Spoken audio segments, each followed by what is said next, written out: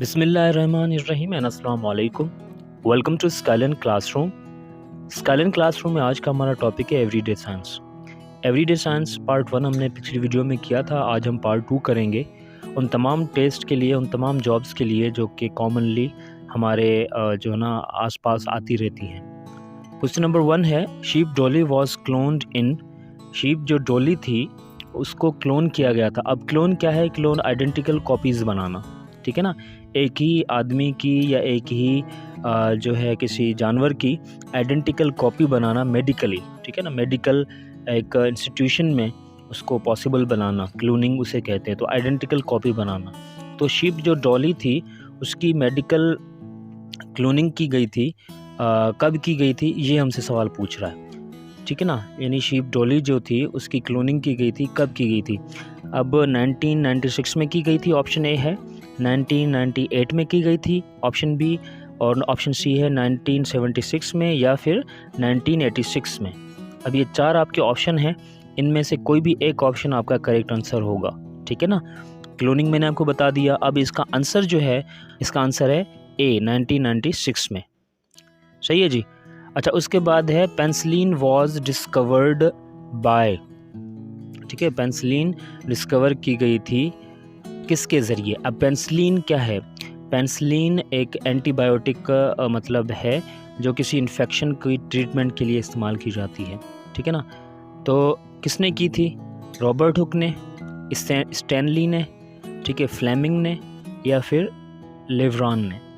अब ये 4 आपके ऑप्शन हैं कि पेंसिलिन को किसने डिस्कवर किया था? रॉबर्ट हुक ने, स्टैनली ने, फ्लेमिंग ने या फिर लेव्रॉन ने किया था। तो आपका आंसर जो है वो है सी, ठीक है। यानी किसने? फ्लेमिंग ने। पेंसिलिन को जो है डिस्कवर किया था फ्लेमिंग ने। क्वेश्चन नंबर 3 है, the pH of water is. अब पीएच क्या है जी? पीएच का फुल फॉर्म क्या है? पोटेंशियल ऑफ हाइड्रोजन, ठीक है ना। पानी का जो है ना बेस या एसिड कितना होना चाहिए, इसका मतलब ये है। पीएच जो है, पीएच जो है वो फुल फॉर्म मैंने आपको बताया, यानी पानी का जो बेस कितना है या फिर उसका एसिड कितना है, उसकी लेवल कितनी है। तो पानी जो नॉर्मल पानी होता है उसकी पीएच कितना होना चाहिए?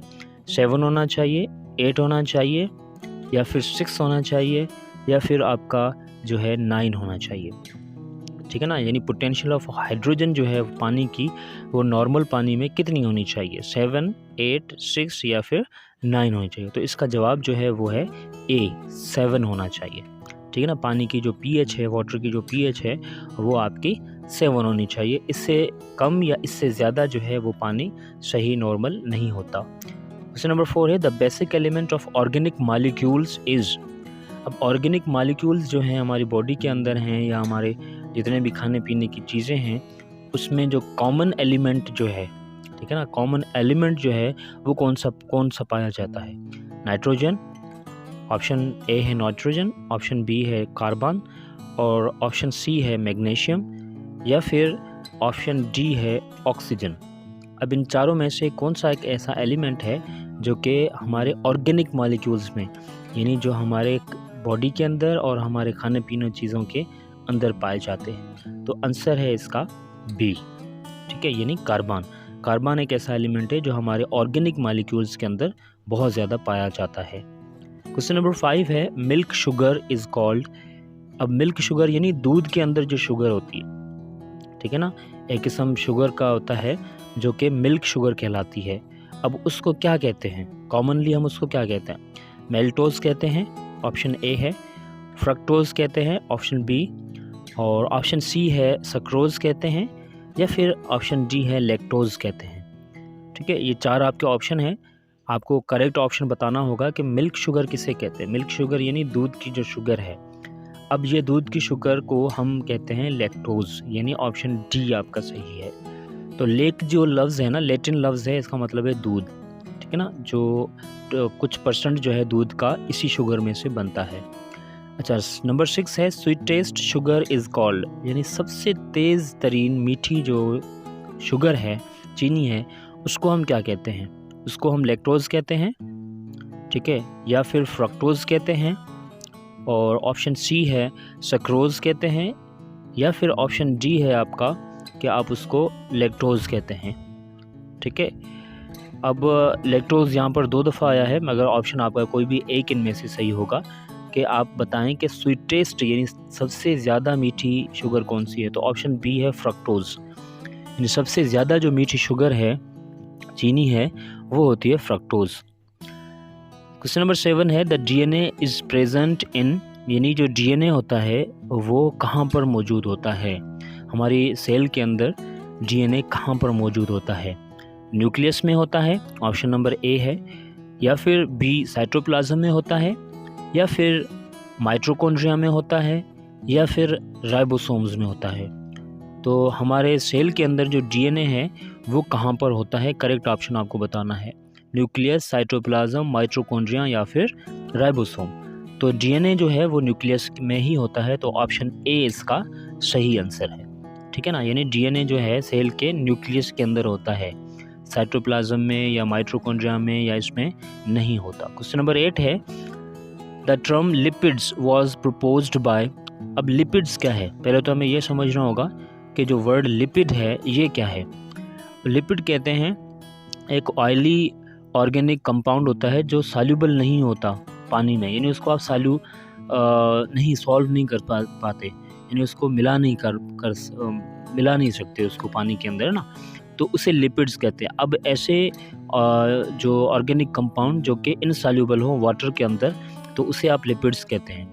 अब लिपिड ये वर्ड किसने प्रपोज किया था, किसने कहा था कि इसको हम जो है ना लिपिड कहें। तो ब्लूर ने कहा था, ऑप्शन ए है, या फिर डिक्सन ने कहा था, ऑप्शन बी, सी है फ्लेमिंग ने कहा था, या फिर डी ऑप्शन है आपका रॉबर्ट हुक ने कहा था। तो आपको इन चारों में से कोई भी एक ऑप्शन करेक्ट जो है वो आपको बताना होगा कि लिपिड्स का जो वर्ड है ये किसने इस्तेमाल किया था फर्स्ट टाइम। तो इसका ऑप्शन है ए, ठीक है, ब्लूर ने कहा था। फिर है all living organisms are classified into 3 kingdoms, 4 kingdoms, 5 kingdoms या फिर 6 किंगडम्स, यानी सब जो जानदार हैं वो किस में क्लासीफाई किए गए, उनको कैटेगराइज किया गया है, 3 किंगडम्स में, 4 में, 5 किंगडम्स में या फिर 6 किंगडम्स में। तो इसका ऑप्शन है सी, ठीक है ना, कि 5 किंगडम्स के अंदर इसको क्लासीफाई किया गया है। सो क्वेश्चन नंबर 10 पर आते हैं। A group of similar sales that perform a particular function is called, यानी ग्रुप ऑफ सिमिलर सेल्स, एक जैसे सेल्स का जो कि एक ख़ास किस्म का काम करें, उसे हम क्या कहते हैं। यानी कुछ सेल्स हों, उनका ग्रुप हो, मिलकर एक ख़ास किस्म का काम करें हमारी बॉडी के अंदर, तो उसे हम क्या कहते हैं, उसको क्या कहते हैं, उन ग्रुप ऑफ सेल्स को क्या कहते हैं। हम उसको टिश्यू कहते हैं, ऑर्गेनेल्स कहते हैं, ऑर्गन सिस्टम कहते हैं, या फिर स्पीशीज़ कहते हैं। ठीक है ना, ग्रुप ऑफ सिमिलर सेल्स, एक जैसे सेल्स जो कि किसी ख़ास काम को जो है ना सरंजाम दें। तो इसका ऑप्शन आपका होगा ए, टिश्यू।